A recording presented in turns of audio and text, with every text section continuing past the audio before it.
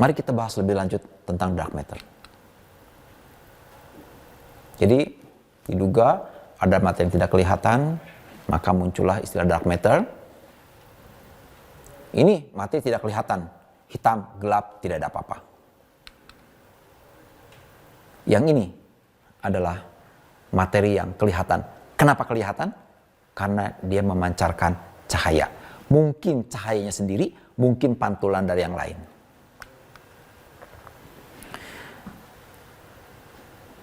Itu adalah prediksi adanya dark matter di galaksi Bima Sakti. Tapi ada seorang astronom yang namanya Zwicky. Dia juga menemukan adanya dark matter di gugus galaksi yang jauh, di luar galaksi kita. Dari mana? Dari gerak galaksi-galaksi itu di sekitar teman-temannya sesama anggota gugus galaksi. Dari situlah dia mendapatkan kok gerakannya lebih cepat daripada yang diprediksi. Kemudian ketika orang mencoba untuk membuat model tentang alam semesta gitu ya, yang disebut dengan pemodelan nukleosintesis Big Bang, didapat kesimpulan bahwa baryon itu adalah yang kita kenal sebagai proton, elektron, neutron, itu baryon. Kesimpulannya baryon itu ada sekitar 4% dari seluruh isi alam semesta, dari simulasi itu. Tapi dari pengamatan, ternyata kita hanya bisa mendeteksi hanya 0,5% dari seluruh materi alam semesta. Jadi, yang 3,5% kemana? Kemudian astronom juga mengamati cosmic microwave background. Radiasi dari latar belakang langit yang jauh, yang diperkirakan merupakan radiasi yang dipancarkan ketika alam semesta baru lahir. Dari pengamatan cosmic microwave background, diperkirakan bahwa ada 30% materi alam semesta ini terdiri atas, komponen alam semesta ini 30% terdiri atas materi. Oke, kalau begitu, kalau 30%, prediksi materi yang proton, elektron, neutron 4%, yang 25% itu apa? Itu yang masih harus kita cari, masih terus diselidiki oleh para astronom.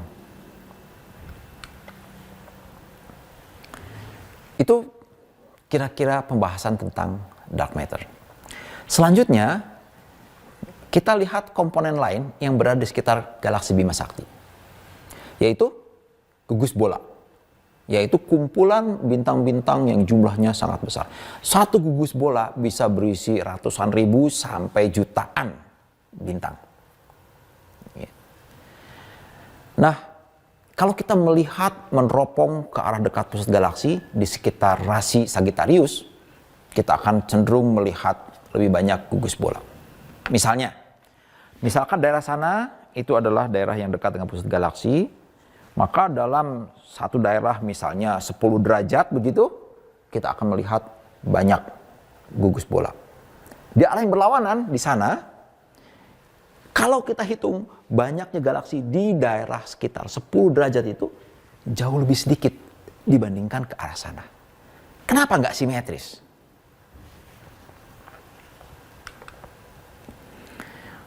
Ternyata sebabnya adalah karena posisi kita. Posisi kita ini berada di pinggiran galaksi, bukan di tengah galaksi. Sebetulnya, globular cluster atau gugus bola itu terdistribusi kira-kira merata, simetri bola kira-kira terhadap pusat galaksi. Nah, matahari ini berada di piringan galaksi dan cukup jauh dari pusat galaksi. Jadi kalau kita melihat ke arah pusat galaksi, ya jelas lebih banyak gugus bola. Kalau kita melihat ke arah yang berlawanan, berarti kita melihat ke arah luar galaksi. Lebih sedikit gugus bola yang bisa kita lihat. Nah, ini adalah gambar tentang struktur galaksi Bima Sakti bagian tengah itu ada bulge galaksi, kemudian pinggirnya ada bidang galaksi seperti yang digambarkan tadi. Di bagian tengah banyak bintang-bintang berwarna merah, kemudian di bagian piringan lebih banyak bintang-bintang berwarna biru. Kemudian ada komponen lain yang disebut dengan galactic halo. Galactic halo itu apa? Galactic halo itu sebutnya ada daerah yang berada di luar, jauh di luar dari bidang galaksi, tapi masih melingkupi galaksi kita. Kenapa kita perlu melihat galactic halo ini? Karena ternyata dari galactic halo ini tetap masih ada pancaran emisi yang bisa terdeteksi. Ada sinar X, ada juga gelombang radio dari sekitar halo. Dan di halo itu juga ada bintang-bintang yang disebut halo stars. Bintang-bintang halo ini umumnya adalah bintang-bintang yang sangat tua. Ukurannya kecil, warnanya merah, tua, dan pola geraknya berbeda dengan bintang-bintang di bulge maupun di bidang galaksi. Oleh sebab itu, kalau ada bintang yang berada di halo galaksi, disebut dengan halo stars. Ya. Nah, mungkin kita juga tertarik tentang ukuran galaksi ini ya. Kira-kira berapa sih diameter galaksi? Diameter galaksi itu diperkirakan sekitar 100.000 tahun cahaya. Kemudian, seberapa tebal sih piringan galaksi? Piringan galaksi itu kira-kira tebalnya 4 kiloparsec. 4 kiloparsec itu mungkin sekitar 15.000 tahun cahaya. Berapa jauh matahari dari pusat galaksi? 8 kiloparsec kira-kira sekitar 26-30 ribu tahun cahaya. Cukup jauh. Kenapa sih kita tidak ada di pusat galaksi? Kita harus bersyukur tidak ada di pusat galaksi. Kenapa? Bahaya di sana itu.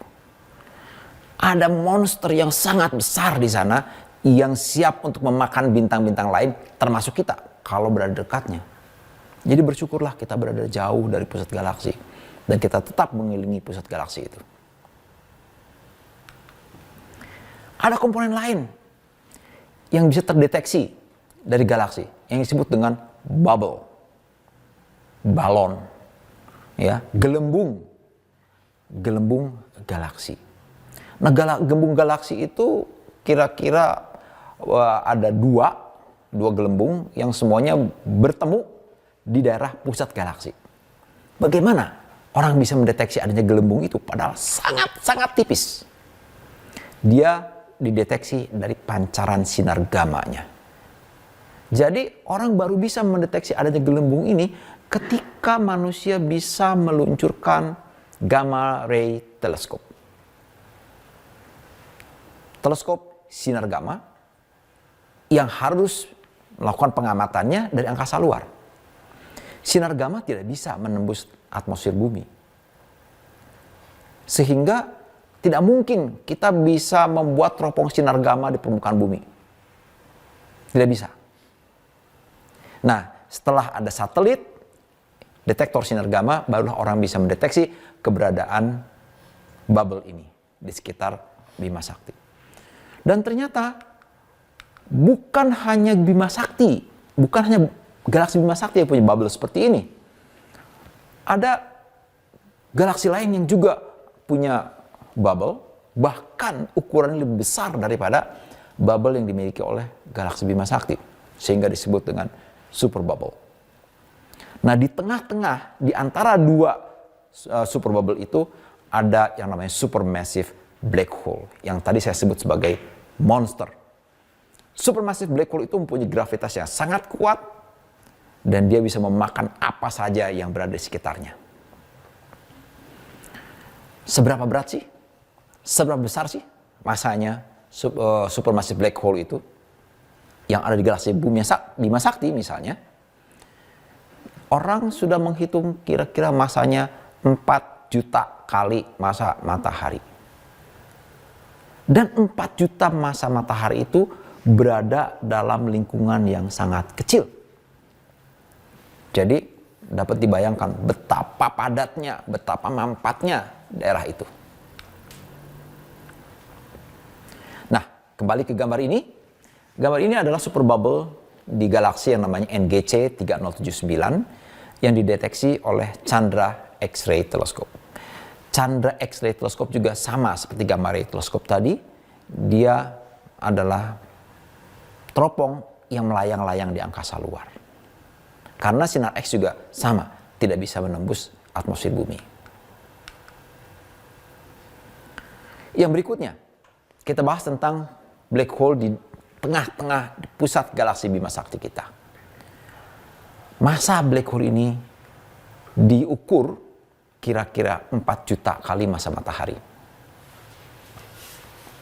Bukti paling kuat keberadaan black hole ini adalah dari analisis orbit bintang-bintang yang paling dekat ke pusat galaksi.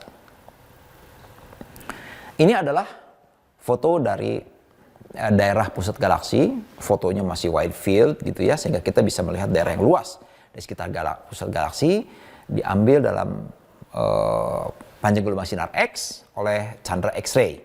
Ya, kita bisa melihat daerah pusat galaksi itu pancaran sinar X-nya itu lebih terang dibandingkan dengan sekitarnya. Kalau kita zoom bagian pusat galaksinya ke arah yang dekat sekali dengan pusat galaksi,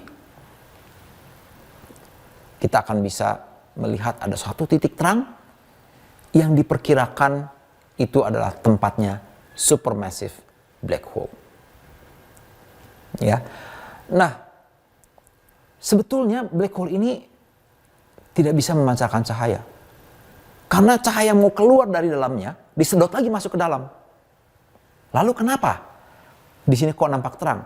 Yang nampak terang itu bukan black hole-nya, tapi materi di sekitar black hole yang sedang disedot oleh black hole. Nah, karena dia bergerak dengan kecepatan yang sangat tinggi, mendekati kecepatan cahaya, maka dia memancarkan radiasi, antara lain radiasi sinar X. Dan ini juga daerah pusat galaksi dalam panjang gelombang yang lain, dalam panjang gelombang inframerah. Seperti tadi kita bahas, gelombang inframerah bisa menembus materi antar bintang lebih dalam lagi daripada cahaya tampak. Nah, dari sini orang bisa memperkirakan, dicocok-cocokkan gitu, di daerah yang dengan panah 2 itu adalah diperkirakan tempatnya black hole. Nah, hasil pengamatan yang paling meyakinkan di mana posisi black hole itu adalah pengamatan bertahun-tahun tentang gerak dari bintang-bintang di sekitar pusat galaksi. Ya. Orang mengamati selama bertahun-tahun bahkan belasan tahun pola gerak dari bintang-bintang di sekitar pusat galaksi. Akhirnya orang bisa mendapatkan ternyata bintang-bintang itu semuanya mengelilingi satu titik. Mengelilingi satu titik yang tidak kelihatan. Nah, diperkirakan titik itu adalah titik black hole-nya. Memang orbitnya elips, sehingga sebuah bintang kadang-kadang ketika dia mengelilingi pusat black hole itu, kadang-kadang dia sangat dekat, kemudian kadang-kadang jauh. Kenapa? Karena orbitnya elips.